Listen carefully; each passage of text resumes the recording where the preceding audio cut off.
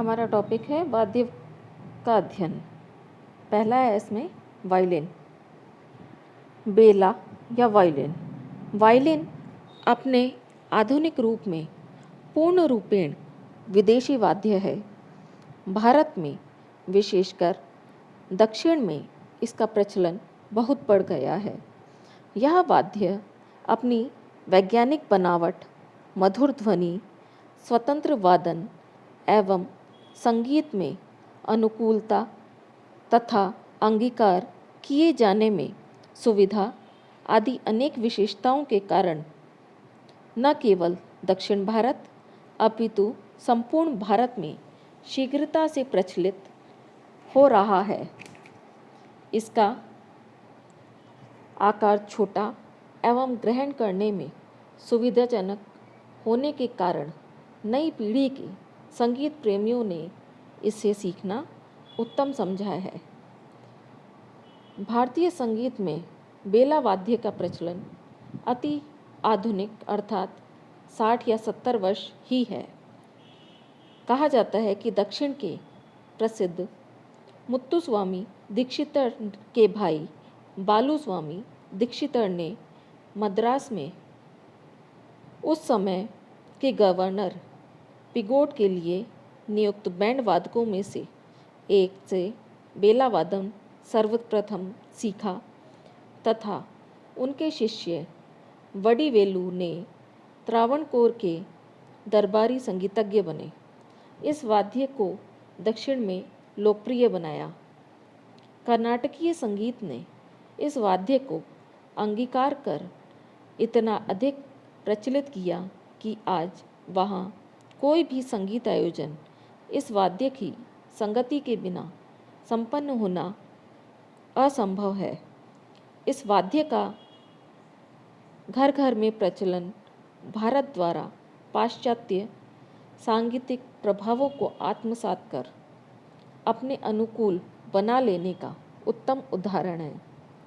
दक्षिण भारत में गायन की विषय वस्तु ही बेला वादन में प्रयुक्त होती है तथा प्रत्येक बेला वादक गायक की संगति की अभ्यास भी करता है।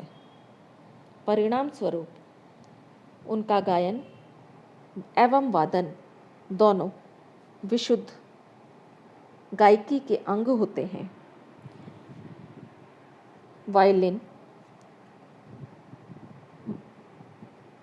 वायलिन मधुर व लोकप्रिय वाद्य है जिसमें वादन की दो स्वतंत्र शैलियाँ मानी जाती हैं।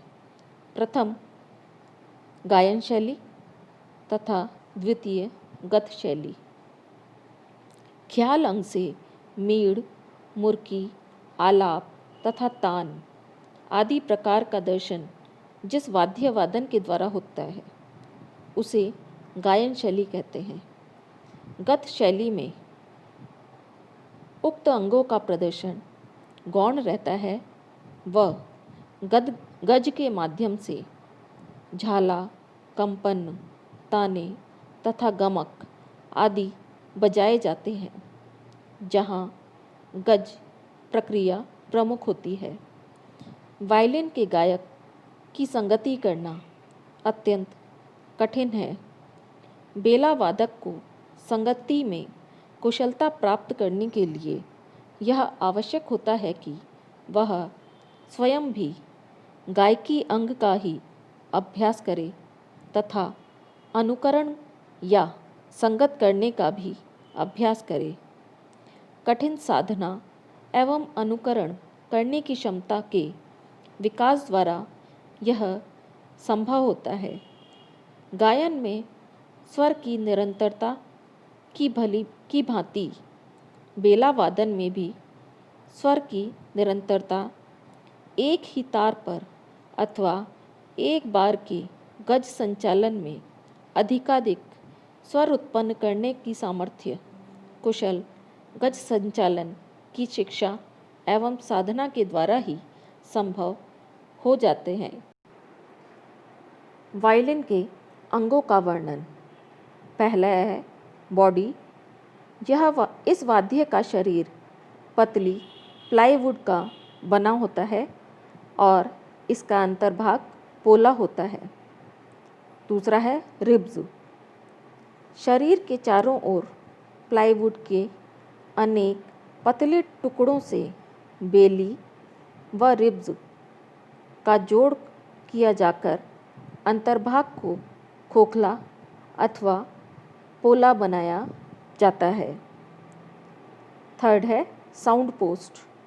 बेली या रिब्स के पोल में घोड़ी के नीचे 1.5 इंच की एक गोलाकार लकड़ी लगी रहती है, जो खूंटी के समान खड़ी हुई साउंड होल में से देखी जा सकती है। वादन की ध्वनि बेली या रिब्स के पोल में छूती रहती है और उस साउंड पोस्ट पर आघात करती हुई बाहर की ओर प्रसारित होती रहती है। साउंड पोस्ट वादन की मधुरता निर्माण में सहायक होती है। चौथा है डांड। लकड़ी की पतली तथा लंबी छोटी डांड होती है, जिसके ऊपर से तार बेली की ओर गए हुए दिखाई देते हैं। पांचवा है घुड़च। यह हाथी दांत या लकड़ी की बनी होती है। इसे बेली पर स्थिर किया जाकर इस पर से वाद्य के तार ऊपर की ओर बांधे जाते हैं। नेक्स्ट है टेल पीस। वह भाग है जिसमें 4 छेद होते हैं, जिसमें से होकर 4 तार खूंटियों तक जाते हैं। नेक्स्ट है ब्रिज। इसके ऊपर होकर तार खूंटियों की ओर जाते हैं। आठवां है एडजस्टर्स। टेल पीस के 4 छिद्रों में से जो तार बांधे गए हैं, उनमें से प्रत्येक तार पर एक पेच होता है। इनका तार ध्वनि की ऊंचाई नीचाई के नियंत्रण हेतु इनका उपयोग किया जाता है। इन्हें कसने से तार की ध्वनि उच्च होती है और ढीला करने से तार की ध्वनि नीची होती है। नवा है एंड पिन। बेली के निम्न भाग में टेल पीस से सटी हुई एक लकड़ी के गोलाकार बटन जैसी वस्तु होती है, जिसे टेल पीस को तांत द्वारा बांधा जाता है। अंक 7 पर बटन निर्देशित है। 10वां है साउंड होल्स। छेदों अथवा वाद्य के शरीर पर घोड़ी के दोनों एफ अक्षर के समान 2 छिद्र होते हैं। इन एफ आकार के सुराखों को साउंड होल्स कहते हैं। इनके द्वारा ध्वनि प्रसारित होती है। नेक्स्ट है चिन रेस्ट। यह एक लकड़ी तथा धातु का मिश्रित टुकड़ा होता है, जो बेली व रिब्स से सटाकर कसा जाता है। इस पर वादक अपनी ठुड्डी रखकर वादन करते हैं। 12वां है फिंगरबोर्ड। लकड़ी की बनी हुई 4 से 5 इंच लंबी डांड होती है। इसकी ऊपरी उभरी सतह पर चारों तार घोड़ी की ओर जाते हुए दिखाई देते हैं। इसी बोर्ड पर अंगुलों के द्वारा तार दबाए जाकर वादन किया जाता है। 13वां पॉइंट है पैग वॉक्स। यदि वाद्य को बजाने के ढंग से अपने हाथ में लें, तो उसके निचली ओर डांड के दोनों बाजुओं में 4 खूंटियाँ प्रत्येक बाजू पर दो दो लगी रहती है, जिनमें प्रत्येक में से एक एक तार पिरोया जाता है। ये सब तार फिंगरबोर्ड से होते हुए बटन पर बांधे जाते हैं। खूंटियाँ स्थिर करने का यह स्थान अंदर से पोला होता है। इसी स्थान को पैक बॉक्स कहा जाता है। 14 है खूंटियाँ। पैक बॉक्स के दोनों ओर के छिद्रों में दो दो खूंटियाँ लगाई जाती हैं। प्रत्येक खूंटी में एक छिद्र होता है, जिसमें से तार पिरोया जाकर बटन की ओर ले जाकर बांधा जाता है। 15वां है तार। इस वाद्य में 4 तारों की आवश्यकता होती है। तार मूलतः फौलाद या एल्यूमिनियम के ही होते हैं, जिन पर चांदी के बारीक तारों की परतें दी जाती हैं। ये परतें मशीन द्वारा इतनी सफाई से लगाई जाती हैं कि स्पष्ट दिखाई नहीं देती हैं। प्रथम तार अन्य 3 तारों की अपेक्षा में कुछ मोटा होता है। इस तार पर मंद्र सप्तक के स्वर बजाए जाते हैं, इसलिए इन तारों की मोटाई प्रथम तार की अपेक्षा कम होनी चाहिए। 16 है गज। इसमें लगभग 2.5 फीट लंबी एक लकड़ी छड़ी है, जिसमें बॉल बंधे हुए हैं। ये बाल घोड़े की पूंछ के होते हैं, जिन्हें छड़ी के दोनों ओर इस प्रकार कसा जाता है कि बाल तथा छड़ी में आधा इंच का अंतर स्पष्ट दिखाई दे। घड़ी के एक ओर एक स्क्रू लगा रहता है, जिसके द्वारा ये बाल कसे जाते हैं या ढीले किए जाते हैं। इस स्क्रू की ओर एक नट होता है, जिसमें यह बाल फंसाए जाते हैं।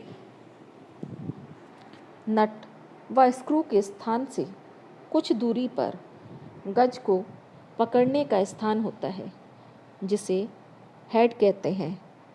हेड, नट, स्क्रू, छड़ी तथा बाल ये गज के ही विभिन्न अंग हैं। इनकी सहायता से ही गज बजाया जाता है। 7वां पॉइंट है रोजिन। उपयोग करने से पूर्व रोजिन पर गज के बालों को कोमलता से 3-4 बार घुमाया जाता है, जिससे गज के बाल साफ हो जाते हैं व बजाने में सुविधा होती है। रोजिन पर गज के बालों को घुमाने से वादन की ध्वनि में मधुरता आ जाती है व आवाज़ स्पष्ट निकलती है। दाएं हाथ से गज के बालों को तार पर कोमलता से घुमाया जाता है और बाएं हाथ की उंगलियों से उस तार से उचित स्थान पर दबाव देकर स्वर ध्वनि उत्पन्न की जाती है। वायलिन के तार मिलाने की विधि। वायलिन में कुल 4 तार होते हैं, जो क्रमशः G, D, A, E कहलाते हैं। भारतीय वायलिन वादक इन चारों तारों को 3 प्रकार से मिलाते हैं। प्रथम प्रकार में मंद्र प, सा, मध्य सा, मध्य प और तार सप्तक का सा में मिलाते हैं।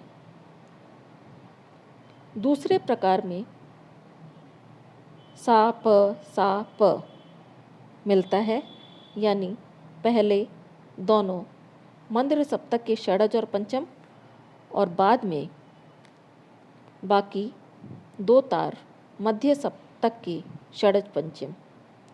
तीसरे प्रकार में म, सा, प, रे इस प्रकार मिलाते हैं, अर्थात मंद्र सप्तक का मध्यम, मध्य सप्तक का षडज व पंचम तथा तार सप्तक का ऋषभ।